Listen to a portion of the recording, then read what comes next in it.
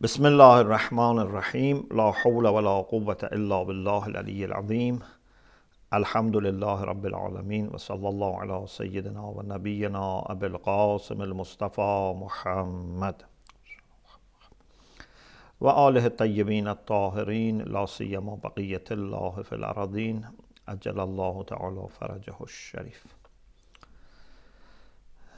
السلام على الحسين وعلى علي بن الحسين وعلى أولاد الحسين وعلى أصحاب الحسين ورحمة الله وبركاته. First, I would like to congratulate you for the birth anniversary of Imam Hussein alayhi salam. I pray that inshallah Allah give us tawfiq to do his ziyarah with ma'rifah inshallah and have his shafa and intercession inshallah. اللهم اجعلني عندك وجيها بالحسين عليه السلام في الدنيا والآخرة. We continue our introduction to the Illuminationist school of Islamic philosophy, Hikmatul Ishraq, and we use for this session also the book which is compiled by Mr. Amini Nejad based on Mr. Yazdan Panah's lectures. The title is آموزش حکمت اشراق. So we continue our discussion. Inshallah, you can find what I'm saying mostly in the book, but you can also, of course, take notes because we are discussing it in English also.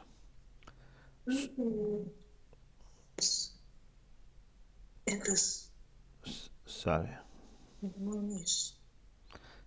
If I think one microphone is on, if it can be muted. Okay.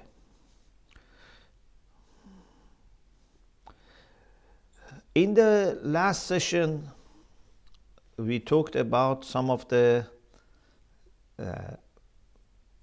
issues that Islamic philosophy faced throughout the centuries up to Sheikh Ishraq, how it emerged, developed, but also faced some challenges, but it never died. It never, went to decline. Although maybe in some parts of Muslim world, after Ibn Rushd, we don't have any great philosopher, but in general, it didn't stop. We talked about some of the issues that are major characteristics of Hikmat Ishraq. We mentioned 4 things. Now we are studying page 11. The heading is the scientific or scholarly and spiritual life of Sohrawardi. So we want to talk about his biography, but not just ordinary biography, something that also refers to his spiritual journey and his mystical findings. His life is very much related to his work. This is the way that people who have had a contribution to humanity have always been like this. If you have a life and just, enjoy your life, and then few hours you work for a cause or for a scientific issue or political issue, you are not going to succeed. But those who have great contribution, those who are very successful, are the people that they have some aim and they live in the way that they can get close to that aim. Everything is for them built around this. Not that they have two separate, parts of life. If you, for example, want to be a great physician, a great physicist, a great chemist, a great mathematician, a great mufassir, faqih, your life should be at the service of this. Not that just few hours of study and then do things separately. Anyway, Sheikh Ishraq was one of the people that he had a special lifestyle, which is very much resonating with his philosophy. Shahabuddin Yahya ibn Habash. So Shahabuddin was his title. Yahya was his name. His father was Habash. And he was Sohrawardi. It's another title, but this is because of the place that he was, born. Because close to the city of Zanjan, there is a place called Sohraward. We have a mystic also from Sohraward who has the book Awarif al-Ma'arif. You find it in the history of Sufism. Normally they refer to this person, and that is different from Sheikh Ishraq. So you have to be careful not to get confused between the two. Yes, both of them are called Sohrawardi. So Sheikh Shahabuddin Sohrawardi was born in 549 in the 6th century. He started his education with Majduddin Jili and then went to the city of Isfahan and studied with Zahiruddin Farsi.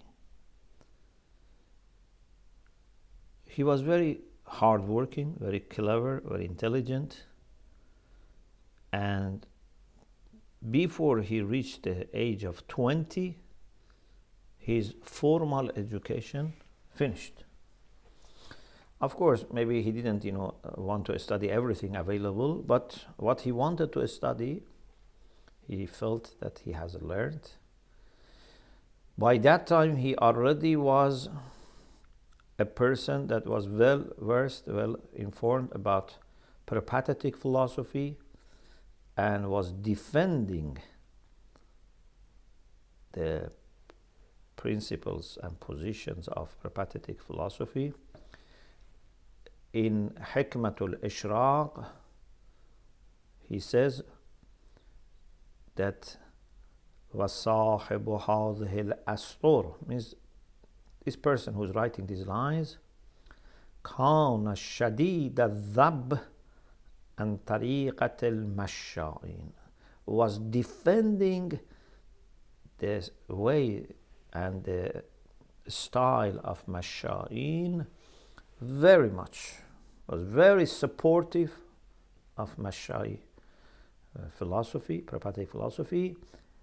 عظيم الميل إليها, had great inclination towards it. وكان مصرا على ذلك, and was insisting on it. لولا أن رأى برهان ربه, had he not seen the proof, the clear sign from his Lord, referring to a story of Prophet Yusuf ala nabina wa alayhi salam. لقد همت به وهم بها لولا أن رأى برهان ربه. So it seems that he was a person that from young age, for him, ma'rifah was very important. He had deep questions, and for some time he found the best way to answer his questions was Hikmatul Masha, but gradually things changed. But you must know that everything was almost quick, because he didn't live very long life. he was killed while he was not very old. So, initially, learning, being impressed by Hikmat Masha, very much defending and supporting Hikmat Masha. Then, after he got what he wanted from Hikmat Masha, then he started more kind of spiritual practices and disciplining. And it is said that some of the people who have written about his life, they say that he was very hard working and very much, disciplined. Some of riyazat and spiritual exercises that he had are very strong, and not many people can think about it, let alone doing it. So after great work on himself, on his heart, on not paying attention to attractions of dunya, not to having any comfortable life, then he started having some mystical experiences. But his mystical experiences were related to the questions of ma'rifah that he had. His mystical experiences were helping him in understanding what is right. Is it masha'un? Are the masha'un right? Or urafa are right? What is the truth about these fundamental questions of metaphysics, etc.? In some of his earlier books, like Talwihat, Mutarahat, Muqawamat, you can see as if a peripatetic philosopher is explaining topics based on ideas which are common among Asha'un.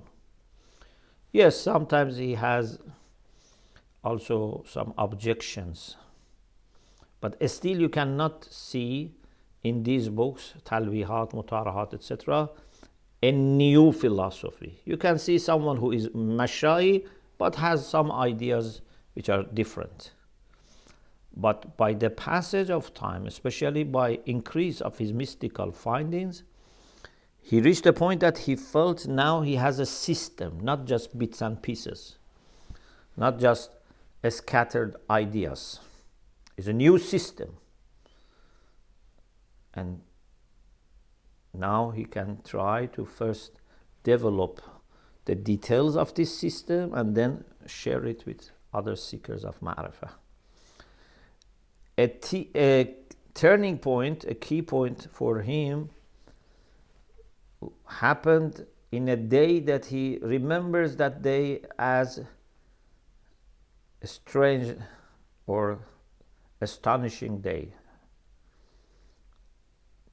And that was when he received inspiration from the Holy Spirit, and through an encounter with Aristotle, he understood some of the major things. This continued till he managed to compile his book Hikmatul Ishraq, which is his greatest work, when he was just 39 years old. In the introduction, he says, لم يحصل لي أولا بالفكر. Although I am arguing in Hikmatul Ishraq, I'm discussing, but it's not that first I understood these points based on reasoning and arguments. First, I understood these points by mystical experiences. Then I try to see whether I can also find arguments for them. But if you question these arguments, still I am not going to doubt. Because before going to this kind of line of arguing, I already have seen and experienced these things. If I have, for example, experienced, for example, a smell or fragrance of a flower, and someone says, no, I have doubt, there is no flower here. So I have seen this, I have experienced, I have smelled, still I remember the fragrance. You don't think such flower can exist here? Okay, that's not affecting my yaqeen. So he says, لم يحصل لي أولا بالفكر بل كان حصوله بأمر آخر. It didn't start first with thinking, arguing, discussion. It was in another way. But ثم طلبت عليه الحجة. Then after I understood, I looked for arguments, proof. حتى لو قطعت النظر عن الحجة مثلا ما كان يشككني فيه مشكك. Even if I ignore these arguments and the proof for each position, nothing can make me doubt. Also, this special experience that he had in that strange or astonishing day, he says, وَقَدْ أَلْقَاهُ النَّافِثُ الْقُدْسِي فِي رَوْعِ. روع with the dhamma means heart. Raw with fath of ra means like fear, a condition in the heart which is not comfortable. So we have raw and raw. In the case of, for example, Prophet Ibrahim alayhi salam, we have raw, that is fear. Maybe I have the ayah to share with you.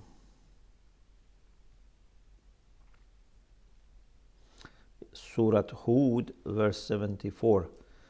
فَلَمَّا ذَهَبَ عَنْ إِبْرَاهِيمَ الرَّوْعُ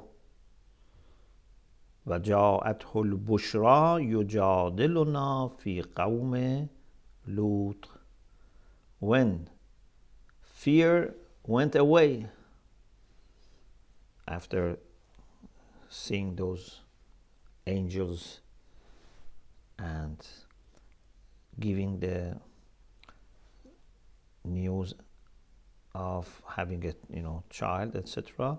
So Hazrat Ibrahim was very surprised and a kind of condition which was like kind of fear, but then he was relaxed and then started arguing for people of Lut so that hopefully they can be saved.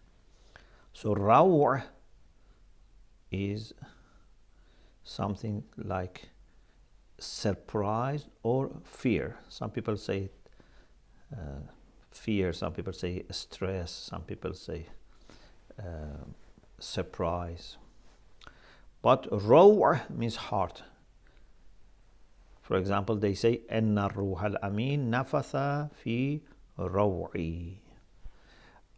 Anyway, here he says that this was a kind of blowing. The Holy Spirit blew into me, in my heart, في يوم عجيب دفعة. It happened at once. But something that didn't take that long. It was in one day at some moment. When he wanted to write down and report about it and interpret it, it took him several months. Partly because these things were very important and fundamental, and partly because he was engaged with some issues that he says موانع الأسفار, either because he was traveling physically or as it is said, maybe because of the issues that he was facing in the spiritual journeys. وقد ألقاه النافث القدسي. Nafith is like نفاثات في العقد, means نفث means to blow with tha. في روعي في يوم عجيب دفعة وإن كانت كتابة ما اتفقت, writing what happened, إلا في أشهر, writing down took several. لموانع الأسفار, because of the trips or journeys. So what was that special experience which is famous now as حکایت منامیه, a story or incident of sleeping, but it was a special kind. Sheikh Ishraq at that time was specifically concerned about knowledge, about ilm, and wanted to understand what is haqiqah, the reality of knowledge, ilm. One of the questions that we have in philosophy is ilm. Philosophers discuss this in discussion about wujud al-dhihni. They discuss about this in اتحاد العقل والعاقل والمعقول. They discuss it about knowledge of Allah subhanahu wa ta'ala. So there are several places that they discuss this. Sohrawardi was very deeply engaged, and such people never leave their questions without answer. So they want to understand. Even if it's taking time, they don't give up. They want to understand. It says, one night I had a condition like sleeping. Like sleeping. So, when you sleep, your soul is taken. الله يتوفى الأنفس حين موتها والتي لم تمت في منامها. And therefore there is a great chance that when you sleep, maybe your soul can ascend to higher realms of existence and understand things that you didn't know. Sometimes before you sleep, this can happen. Because the main thing is that the soul should be not too much busy with managing body or being so much overwhelmed with the memories which are in the storage in your mind, so that can ascend. So some people have their mystical findings when they sleep. They may have good dreams. Sometimes when they are in a condition between being awake and being asleep. So he says there was a great pleasure. There was a flash of light which was very shiny, and someone appeared to me like a human being. The souls, the spirits don't have themselves space, in the sense that the soul doesn't itself occupy a space and having 3 dimensions, etc., but it comes with body.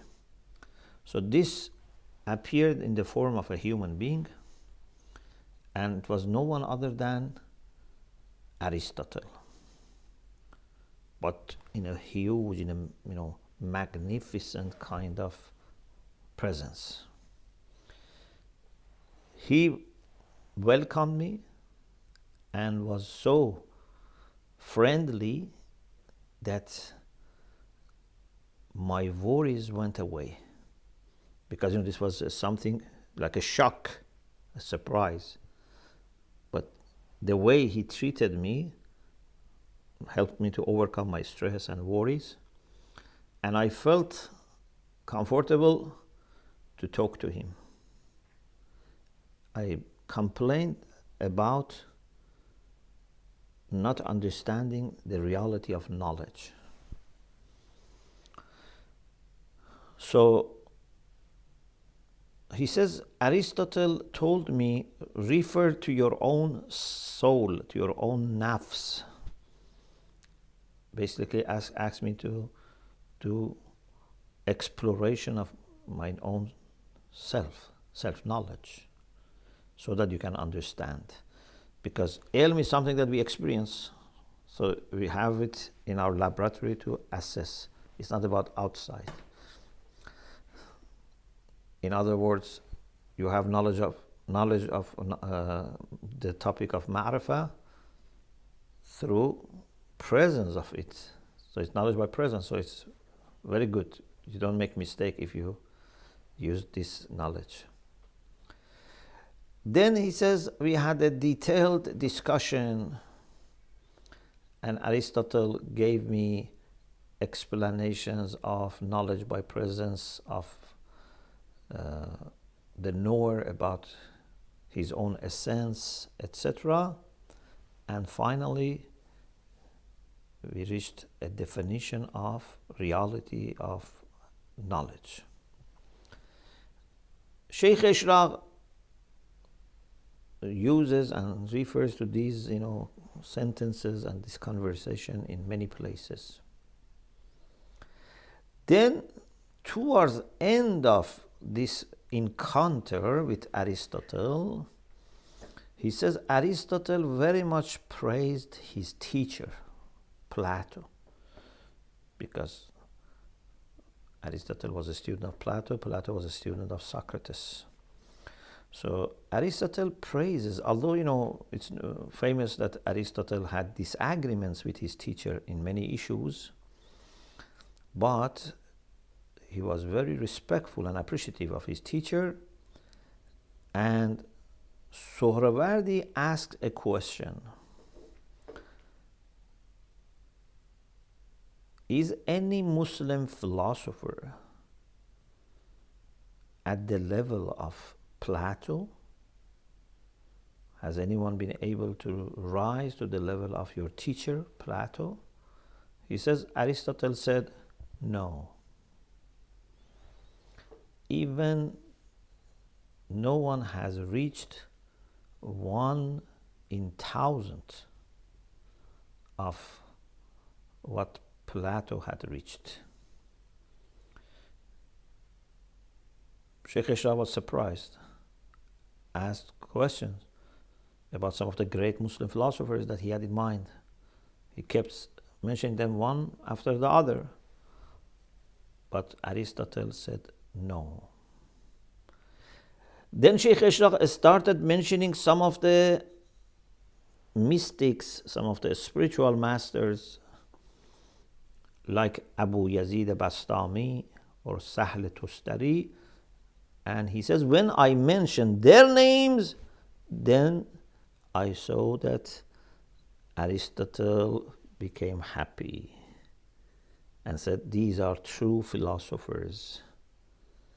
They are not satisfied with just discussion. They have achieved intuitive knowledge or knowledge by presence, and they had a spiritual life. They were not attached to dunya or worldly engagements, and they acted like us. We left dunya aside, they did the same. Then he says, Aristotle left, and I started crying that this important encounter finished. So we can see that in this turning point where he had this encounter with Aristotle, there are seeds of a new methodology, a new outlook, which is saying that Plato was very great, but not because of intellectual discourse. Otherwise, philosophers should have been very close to him. He was very high because of his experience, because of his knowledge being based on intuition and knowledge by presence. And in this regard, mystics are closer to Plato. So we have to choose a different methodology than methodology of peripatetic philosophers. Then there is a discussion that one of the most important characteristics of Sohrawardi's scientific life is that he tried always to be a person of study and discussion on the one hand, and a person of a spiritual wayfaring on the other hand. One of the well-known reports about life, especially spiritual and scientific life of Sheikh Ishraq, is the book Nuzhatul Arwah. Nuzhatul Arwah, something that the spirits can enjoy. So here he gives a report about the life of Sheikh Ishraq. It has been translated then by Maqsood Ali Tabrizi into Farsi from Arabic. Shahrzuri has written in Arabic, then it's translated to Farsi. So you find on page 14, the beginning of page 14, some citation. So he says, this is about 100 years later, about 100 years after the killing of Sheikh Ishraq. He says, this great Sheikh was Wahid Ruzagar wa Farid A'sar. Not only he was outstanding in his time, he says he was outstanding in the whole history. How many Sheikh Ishraq are there? He says only one.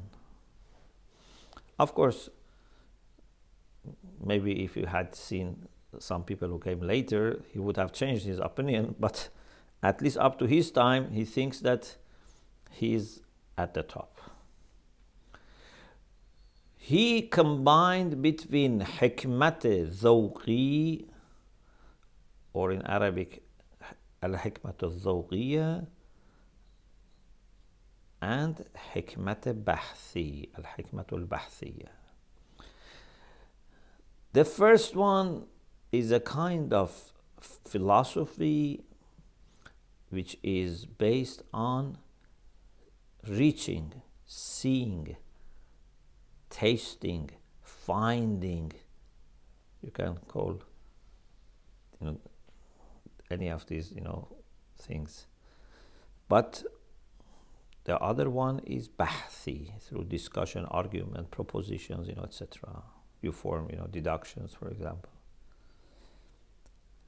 So he combined between the two. If someone has been able to follow this journey for finding truth and be successful, would realize that Sheikh Ishraq, in his mukashafat and mushahadat, in his mystical findings, is a person that is a sign of God.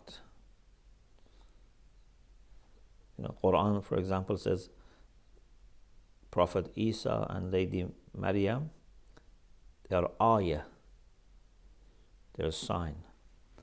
But it's not that only a prophet or messenger can be a sign of Allah. There are people that they are not ma'soom, they are not prophet, but they can be also signs of Allah in a special sense. Everything is a sign. When we say that kullu shay'in lahu ayah, but this ayah is different. This ayah is like a mu'jiza. If you were able to see the things properly, everything is mu'jiza. Every person is mu'jiza. Every insect is mu'jiza. But unfortunately, we make things, sometimes as if they are ordinary. We take them for granted. So therefore, we need to have something special. For example, if you wake up, they don't say it's mu'jiza. But if someone was dead and then starts talking, they say it's mu'jiza. Otherwise, every day you go to sleep and wake up is a mu'jiza.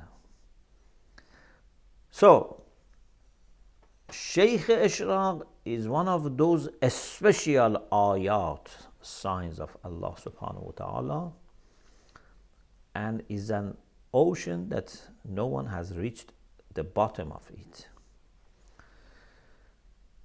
He did great job in making solid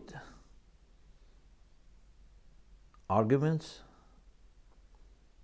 but at the same time was not satisfied with that.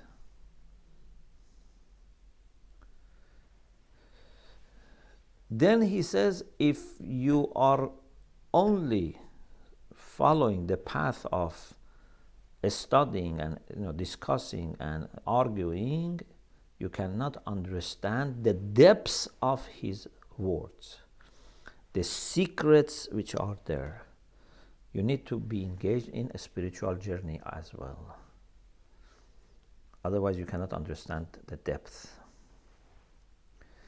Then he says, none of hukama or ulama or awliya, whether you are a philosopher, you are a scientist, or you are a spiritual person, it doesn't make difference. No one has been able to achieve what Shaykh Ishraq has achieved. This is, of course, said by someone 100 years after him, not when he was alive, not 1 year or 2 years, 100 years after him. It doesn't cover up to the end of the world, but at least up to that time he thinks that no one was him.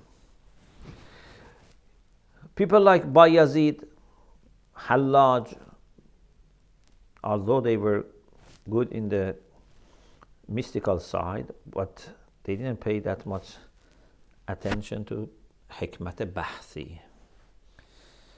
On the other hand, Masha'un were good in reasoning, but they didn't pay attention that much to hikmat zawqi. We need both. Then he says, when Sheikh was very young, out of his search for truth, for understanding, he went to Maraqeh. You remember we said he started his lectures with Sheikh Majduddin Jili. So he, in Maraqeh, which is not very far from Sohraward, he started learning, and then he went to Isfahan. He studied with Zahir Farsi, the book Basair by Sahlan Sawi. He was traveling a lot, reflecting, observing, and trying to be to himself at the same time, to have contemplation and khalwa, till he managed to have the opening, the futuhat for himself. And when it comes to his practical wisdom, to his practical life, he says, إنه كان من السابقين الأولين. He was one of those who were pioneers, one of the people that preceded others in rank, not in time, in rank. There were people who lived before him, but he preceded in rank.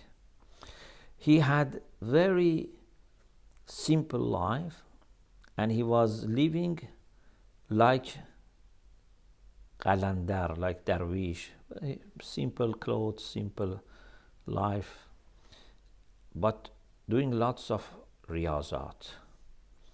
For example, it is said that in a whole week he used to do one iftar.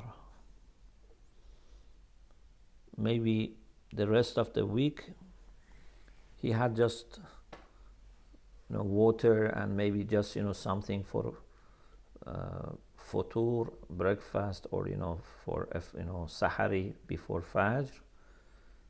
But in the night he was not having food except once in the week, and his food was also just about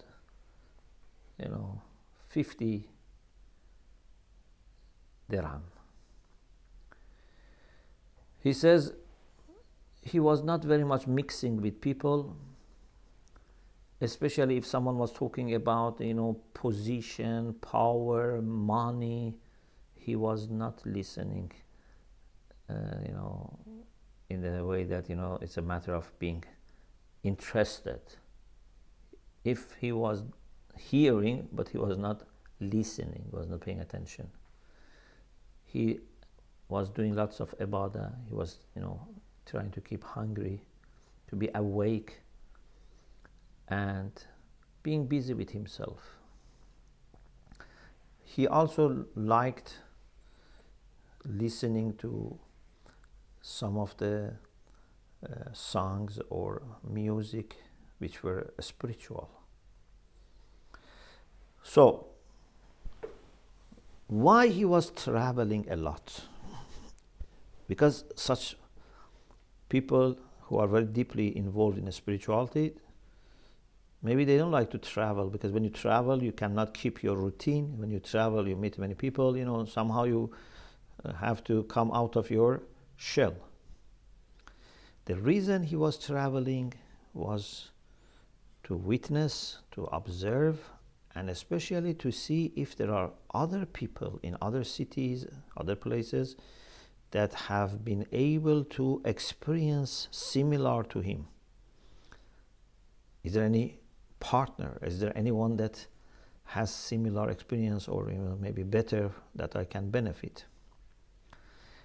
In the year 579, we said that he was born in 549. So when he was just 30 years old, he went to Halab,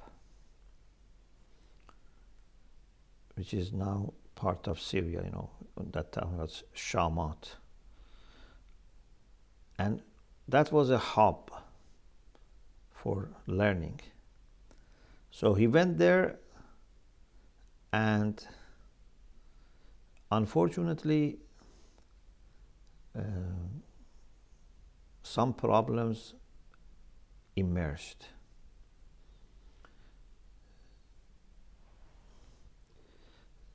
The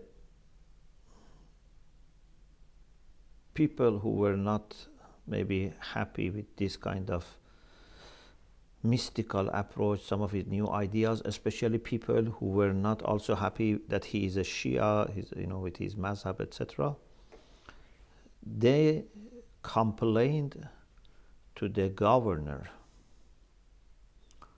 Governor was the son of Salahuddin Ayyubi, who is famous for his role during crusades. So Salahuddin Ayyubi had a son called Zahiruddin, and he was the governor people complained about Sheikh Ishraq to him, but he himself was not paying attention. He loved ideas of Sheikh Ishraq. Therefore, some of those people who were against Sheikh Ishraq wrote to the father of Zahiruddin, Salahuddin himself, and it is said that, unfortunately, he gave the instruction to kill Sheikh Ishraq. You know, some of our ulama, great ulama also, unfortunately, were killed in that area, like Shahid Thani, Rizwanullah Ta'ala alayh. So, after 10 years, about 10 years, he was killed, and therefore he is known as Sheikh Maqtul.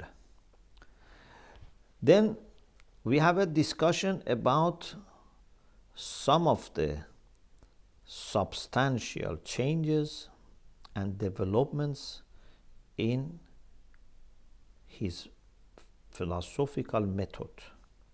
What is the real substance and essence of Falsafa Ishraq? If someone asks you, briefly explain what's the difference between peripatetic philosophy and Hikmat Ishraq.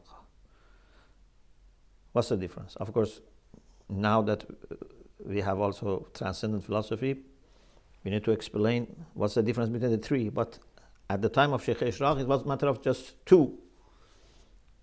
In philosophy, either you were Mashai or Ishraqi.